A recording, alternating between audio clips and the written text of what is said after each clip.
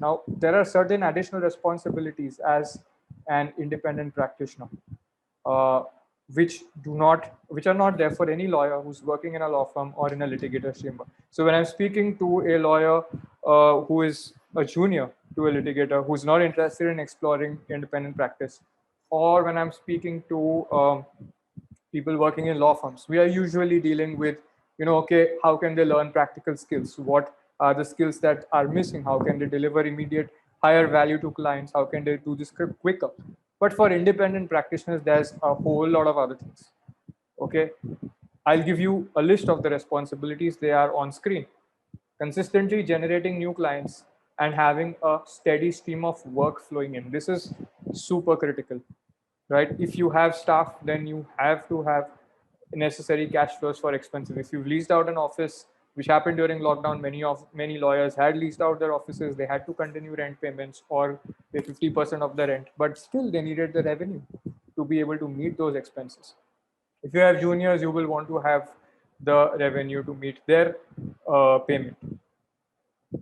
Then ensuring that the practice is profitable. After making all the payments, is the practice profitable? Are you getting some take home amount?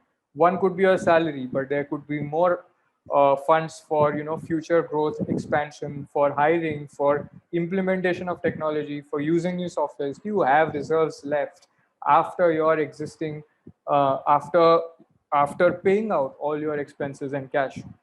Then the other is building your brand and reputation. So one aspect is to generate new clients in the short term, and the other is to undertake long-term brand building activity. Maybe you are taking webinars or guest lectures for various institutions. You are giving quotes in newspapers. Journalists are writing about you. These kind of aspects also you will have to dedicate time to work on. In addition, you will have to look at expanding your practice into new areas. What are the new types of work that I should be doing now? So what happens is that when you initially start out, some areas of practice are new. It is a high value proposition for you to work in that area. At one point in time, trademark registration, trademark prosecution work was very, very high value. Over time, what happened was that, at least for the registration aspect, it got really crowded with everybody helping out with this kind of work. Okay, so there are some of the low-hanging fruits which get saturated over a period of time. Every area of opportunity you identify today, over 4 or 5 years, it can become very, very common. There can be saturation in that area, right? So you will have to keep thinking about what is the next area that I can get into? What is the next area that I can identify? Is there something in technology that I can think of? Is there something in competition law that I can think of? Can I, as an independent practitioner, without years of litigation or arbitration experience, can I work on international commercial arbitration? What would it take? Okay, so these kind of questions will keep going on in your head. One could be because you're interested in working on that area because the law excites you. Another one could be that clients are asking you for those solutions and you're having to tell them that, look, I don't have expertise in this area, and you're having to refer somebody else. Now, when you refer somebody else to a client, the client is no longer with you, right? So you will be thinking of how can I move into newer and more profitable practice areas and have the client with me.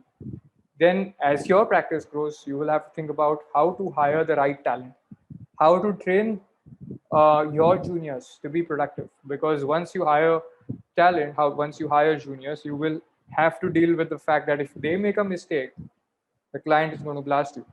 Quality can get compromised very easily if you don't have the right checkpoints in place, right? So you will have to ensure quality control of the output of your juniors.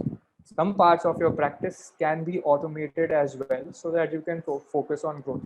What are these parts? There could be aspects of expense management, billing. Then there could be aspects of profile building, like video recording and things like that. You can automate some of these aspects so that you can focus on the most difficult and the most growth related aspect of your work, keeping the rest for your juniors to work on and for your team members. Okay, so some parts will be done by software, some parts will be implemented by humans who are your juniors or your secretary, and sometimes interns. And the highest, most difficult, most cutting edge, most challenging work which hasn't been solved till now, that you will work on doing Once you're good with doing that, you will figure out how to automate that part also. Okay, but now these are the additional responsibilities we've got as independent practitioners.